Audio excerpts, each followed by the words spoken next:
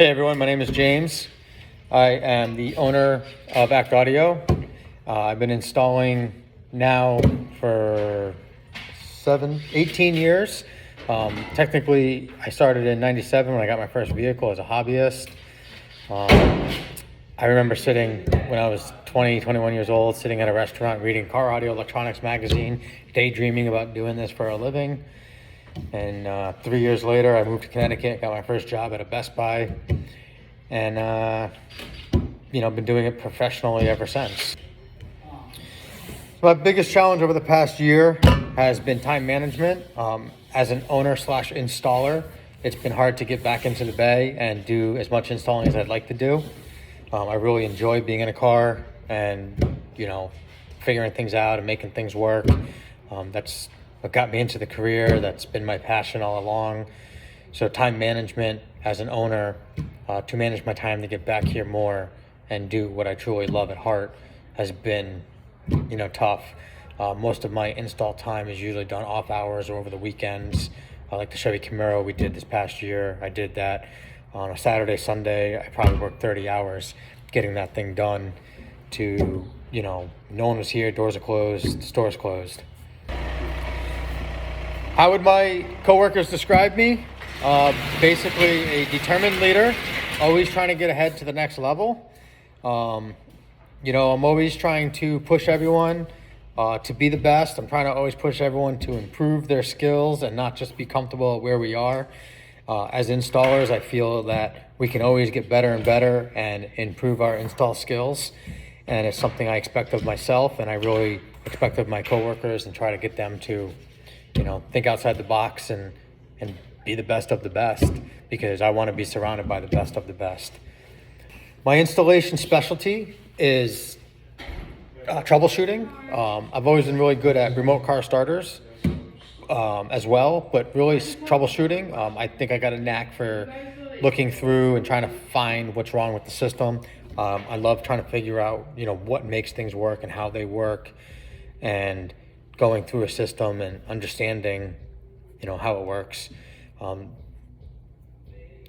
really have a good mindset to understand when I understand how it works, how to fix it when it's not working, and follow the trail back up. I feel like troubleshooting is kind of a lost art in the industry these days, where people generally tend to just start replacing things. And I'm a big advocate of, working from the basics on before we start replacing things, because a lot of times it's not replacing things to fix the problem. My philosophy, it's the old cliche, do it right the first time. I'm really a big advocate of making sure it's done right. Don't cut corners. I see a lot of corners trying to get cut where people, they leave panels hanging because they don't want to take the extra 3 minutes to take that hood latch off or something stupid. And those things drive me crazy. Do it right the first time. Don't try to reach around it. Don't try to work around things. Take the extra 5 minutes, take it apart, and get it done 100%. When you try to cut corners and get around things, that's when you compromise your installs, you compromise the integrity, and things aren't like they should be.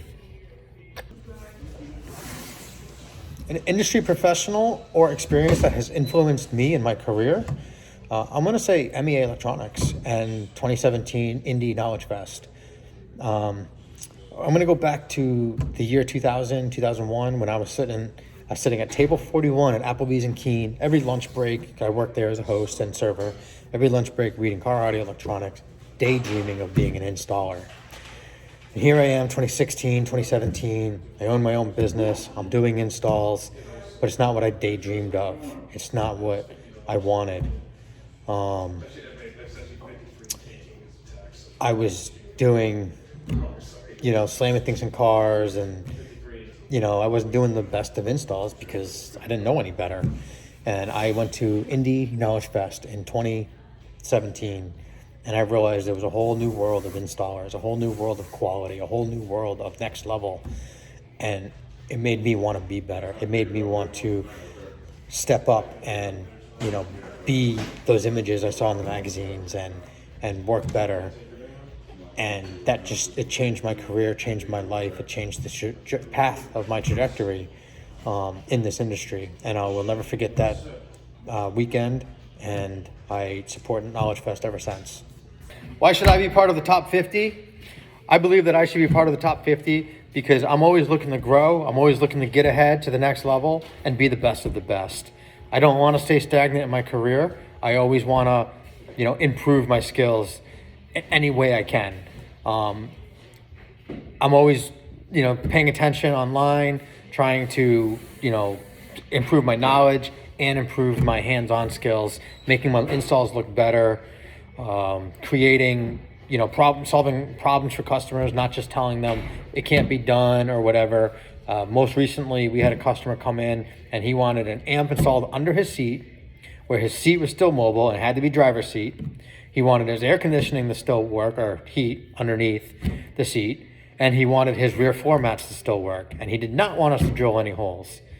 And instead of saying, sorry, man, I can't do that, I took it as a challenge to make myself better. And I built an amp rack that was levitated between the seat and the floor, mounting to the factory seat bolts where the air could still flow underneath it. His floor mat went underneath it, exactly what he wanted, and he was happy.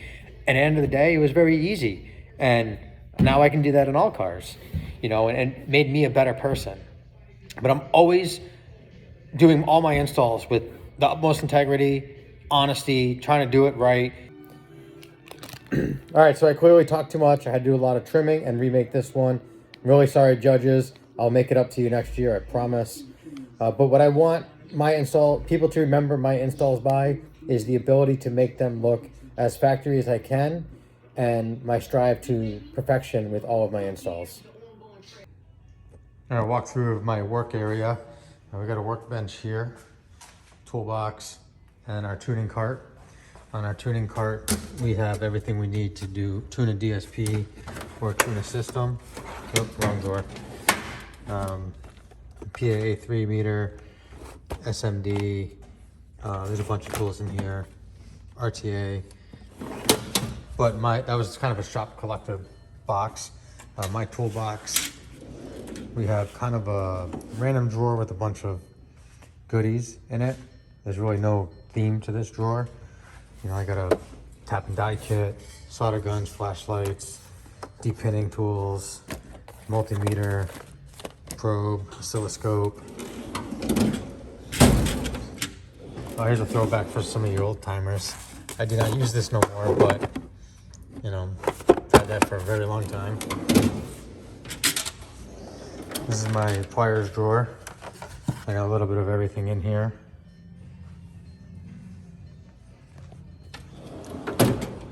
Always got the right tool for the job. Sockets. Torque wrench. Specialty sockets. I'm not gonna open it. Screwdrivers, pick tools, star bits, nut drivers.